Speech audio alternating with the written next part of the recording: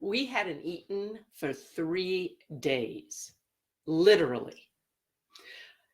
I was in College of St. Thomas in St. Paul, Minnesota. Me and several of my friends were very active in a spiritual community that offered tech retreats, Teens Encounter Christ. And I had been on many of these tech retreats. And there was a custom when others you knew were going on a retreat that you did something to support them besides pray. So many of my friends, we decided that the 3 days that our friends were on this tech retreat, we were going to fast. And I mean literally fast. We did not eat Friday, Saturday, Sunday until the tech retreat ended, which was usually sometime around 8 o'clock at night on that night. We drank water, we drank juices, but that was it. I had never done any fasting like this before. It was not easy, which in our way of thinking was the whole idea. It was like that sacrifice, do something for others. It was really great, well-intentioned. But by Sunday night, I can think of Cease and Nick and Tim and we were starving. So as soon as the retreat ended, there was always like a closing ceremony that people could come to. So we joined the closing ceremony. We went out to Perkins on University Avenue in St. Paul. I can remember it. And no kidding, we pigged out. Burger, fries, onion rings, and don't forget dessert, pie, and ice cream. Oh, after not eating anything for 3 days, literally, it tasted so good. About midnight that night, I got sick. Like, sick, like stomach churning, wanting to throw up. Wish I hadn't done that sick. Now, I didn't know then what I know now about fasting, that when you fasted and you stopped eating for any period of time, you need to slowly wake up your digestive system and you need to just eat little bits at a time. It's kind of like for a person who has been dehydrated, thirsting in the desert, they can only sip little amounts of water at a time. So why am I sharing this with you? And what does this have to do with abundance? Well, it has a lot. In fact, I was having a conversation with someone just last week who has been in a position where she hasn't been making very much money in their household at all. And basically her partner has been carrying things, and she's now gotten a full-time job and is going to get this nice big paycheck. And what she's preparing to do is like cover everything. She's going to use that first big paycheck to do this for her partner and cover this bill and cover this bill and cover this bill. Sound a little like us at Perkins? I was talking to a person who her husband was going to be getting this huge bonus really soon. And as soon as she got it, she already knew where it was going to go. It was going to pay off this debt and this debt and this debt and this debt. And they were going to do this and do this.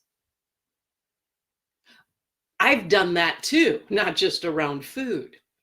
But the problem is if you've been in a period of financial struggle or starvation, you're not making money, you're going backwards into debt, you're not able to pay your bills, and then you get a sudden influx of money, the temptation is to pig out with it and have it pay off this bill and this bill and this bill and this bill. And what happens far too often is then the money's gone and you're right back where you were, marginally ahead, and soon to be sick again, because in responding to that new money that came in that way, You didn't change the underlying pattern that caused the sickness, the financial starvation, the financial lack to begin with. Which is why I support my clients, especially in my Claim Your Money Power program. When they get that big inflow of money, it's like, whoa, slow down, slow down, slow down, slow down. Like no one told me to do those nights at Perkins. It's like just a little bit, just a little bit. Because what's more important when you suddenly have that money that you're tempted to just like do big things with and like get this paid off and get this handled and have it all be gone again, is you need to use that money as your opportunity, your catalyst for practicing, responding to, and using your money, and creating a new pattern around your money. I'd like to say that after the first time of us fasting during one of those tech retreats, when we went to Perkins that Sunday night, I just ordered soup, but I didn't. I pigged out again because I was so hungry and it sounded so good. And it happened again. And I know this happens for a lot of people around their money too. Like they get the bonus, they do the same thing, they pay off the debt. And by the time the next bonus or tax refund or new job income comes around, they're back in the same place. They're financially sick again, which is why I wanted to create this video for you.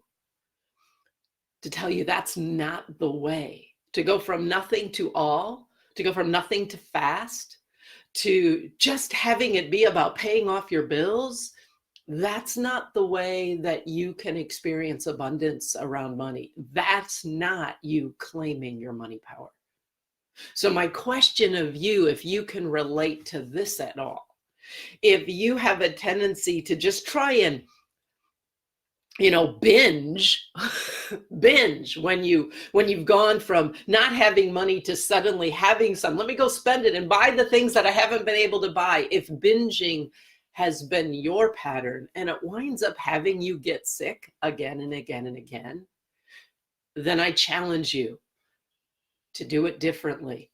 Find a way to change the underlying pattern, so that you can be financially healthy and truly abundant. Love to hear what you're going to do. Hey, Susie, so glad you could be here. And if you're looking for one step you can take that could begin to have you change that relationship, then I invite you to go to my website, claimyourmoneypower.com, and download the free recording that's available to you of a webinar that can really give you some concrete action steps that can support you to change your pattern around money. Blessings on your day.